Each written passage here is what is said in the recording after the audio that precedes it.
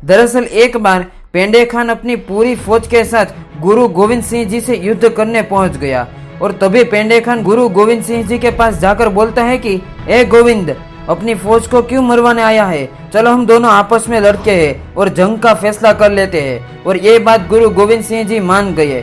तभी पेंडे खान दूर खड़ा होकर जोर से बोलता है, गोविंद पहले तू वार कर। तभी गुरु गोविंद सिंह जी बोलते हैं कि खालसा पहले वार नहीं करते। ललकारा किसने पेंडे खान? पहले तू वार कर। तभी पेंडे खान ने तुरंत ही गुरु गोविंद सिंह जी की ओर बाण चला दिया और जैसे ही तीर गुरु गोविंद सिंह जी के पास पहुंचा तो गुरु गोविंद सिंह जी ने तीर के 2 टुकड़े कर दिए तलवार से। ये देख के पेंडे खान पूरी तरह से हिल गया और पेंडे खान बोलता है, चल गोविंद, अब तू मुझे कैसे मारेगा? मैंने तो पूरे शरीर पर लोहे का कवच पहना हुआ है। तभी गुरु गोविंद सिंह जी ने पेंडे खान के कान देख लिया जो कि वो खुले थे और तभी गुरु गोविंद सिंह जी ने अपना बाण उठाया और तीर चलाकर सीधे ही पेंडे खान के दोनों कानों में से आर पार कर दिया और पेंडे खान की वहीं मौत हो गई। ये देख के पूरी मुगल सेना भाग गई। गाइस, अब जो मैं किस्सा बताने वाला हूँ गुरु गोविंद सिंह जी के बारे में, वो किस्सा सुनकर आपके रोंगटे खड़े हो जाएंगे। दरअसल दोस्तों, औरंगजेब ने अपने सेनापति वजीर खान को पीछे लगा दिया था गुरु गोविंद सिंह जी को पकड़ने के लिए और उसी समय वजीर खान के साथ थी 10 लाख की सेना। आप जरा सोचिए कि आपको पकड़ने के लिए आपके पीछे सिर्फ 50 लोगों को लगा दिया जाए तो क्या होगा, जरा इमेजिन कीजिए जरा। यहाँ पर तो गाइस गुरु गोविंद सिंह जी को पकड़ने के लिए औरंगजेब ने तो 10 लाख लोगों की सेना लगा दी थी। यहाँ पर जरा मैं बता देता हूँ कि दिल्ली से लाहौर तक, लाहौर से कश्मीर तक ये सारा एरिया कब्जा कर लिया था औरंगजेब ने। बस औरंगजेब का एक ही सपना रह गया था कि मुझे मेरी जिंदगी में गुरु गोविंद सिंह जी को अपने चरणों में गिराना है। बस औरंगजेब यही दिन रात सोचता था। यहाँ पर गाइस ये बात याद रखना कि एक किस्सा सुनने के बाद आप पूरी तरह से हिल जाओगे। यहाँ पर दोस्तों गुरु गोविंद सिंह जी के साथ मात्र 40 सिख और सामने थे 10 लाख की मुगल सेना।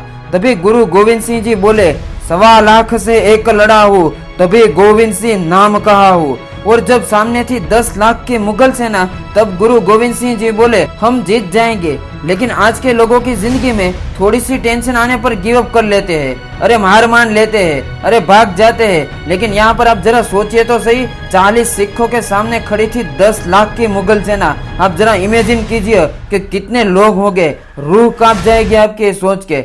तभी गुरु गोविंद सिंह जी ने 40 सिखों से कहा कि याद रखना, मरते दम तक हार नहीं माननी है। और दूसरी ओर वजीर खान ने गलती कर बैठा, वो 40 सिखों की सेना को कमजोर मान बैठा। तभी 40 सिखों में से एक सिख बोलता है कि गुरुजी, आप अपनी दोनों संतानों के साथ चले जाओ।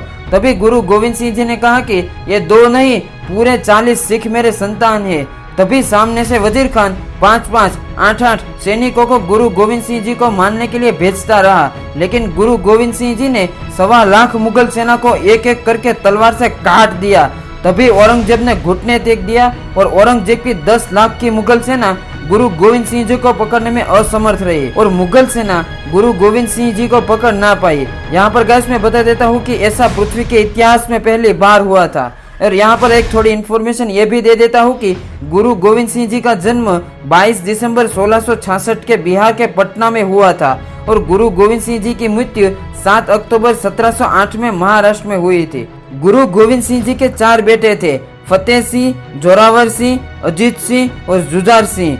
गुरु गोविंद सिंह जी के पिता थे गुरु तेग बहादुर और माता का नाम था माता गुजरी। 1.25 लाख से एक लड़ाऊं, तभी गोविंद सिंह नाम कहाऊं।